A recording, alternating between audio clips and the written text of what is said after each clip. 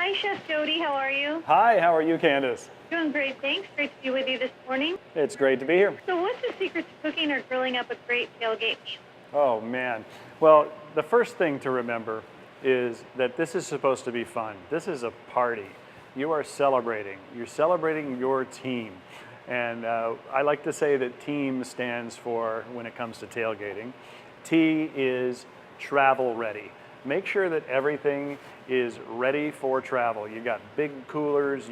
I like to stuff frozen water bottles, freeze them the night before, and use that as ice. They'll melt during the day, and you'll have nice cold water, and you won't have to transport so much ice. Use disposable containers for all the food, resealable plastic bags, deli containers, aluminum pans, something that you're not going to have to clean up when you get back. E is for easy eating. Make sure that you get everything done ahead of time. Keep it simple. Don't make it too complicated, but get it all done ahead of time so that on game day, you've got nothing left to do but throw it on the grill, finish it off, and that way you're going to enjoy the party a whole lot more. A, all weather. You got to be ready for all weather. You got to watch the forecast. And so many people have been surprised by rain. I didn't know it was going to rain today. Well, did you look at the forecast? No. So you look at the forecast, and if you did look at the forecast and it says it might rain, you need to be prepared with some pop-up canopies, umbrellas, little rain shields, something that's going to keep your grill dry and maybe a few of your people dry. And then M, make a checklist. You are going to be so much less stressed out on game day if you're organized ahead of time. And we're providing you with a checklist along with the recipes, and that's got everything on there that you could possibly think of and then some.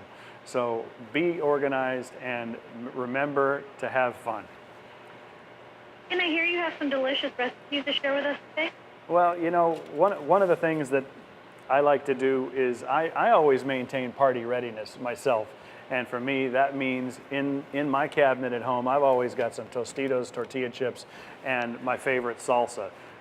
Every now and then I have to have a little snack, but it's also an instant party anytime. But when you start coming up to game day, I like to take that salsa and customize it a little bit. Start with something that's really great, like a Tostitos restaurant-style salsa, and then add some fresh ingredients like tomatoes, jalapenos, onions, cilantro, lime juice, or you might want to grill some pineapple, or you might want to throw some mango or avocado. But the point is that it takes an already great product and turns it into something that's customized for your event, and it's really tasty in the end, and it didn't cost you a lot of work. And you mentioned grilling. Do you have tips for those of us who are beginners? Well, definitely. Choosing the right grill. A lot of people have charcoal grills at home. A lot of people have gas grills at home. If you're tailgating, you're going to bring probably what you have.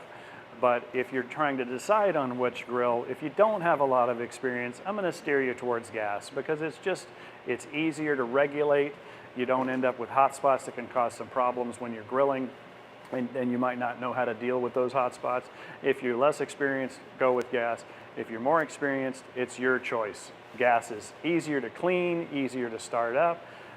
Some people really like the flavor that comes with charcoal and wood, but you can also have charcoal with wood chips that you've soaked in water to get a little extra smoky wood flavor into it. It really depends on your preference at that point. I like the flavor of wood, but I also like the convenience of gas, so I go back and forth. And do you have any additional tips or information you'd like to share with us? One of the things that I like to do is that you've got a grill. You're at a tailgating party and you've got a grill. You don't have a whole kitchen around you. You've got a grill. That's what you're grilling on. But people feel limited by that. They think they can only grill burgers and steaks and sausages and whatnot.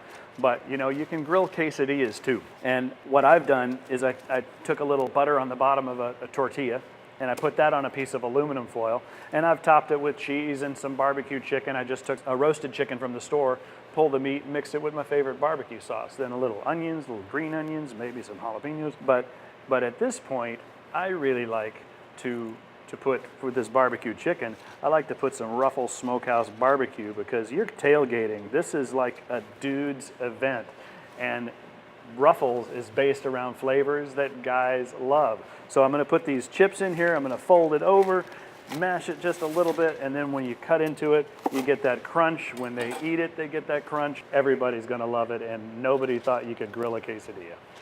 Wonderful. Thank you so much, Chef Jody. Have a great afternoon. Fantastic. Enjoy the weather out there. Thank you. You too. Take care. You too. Bye-bye.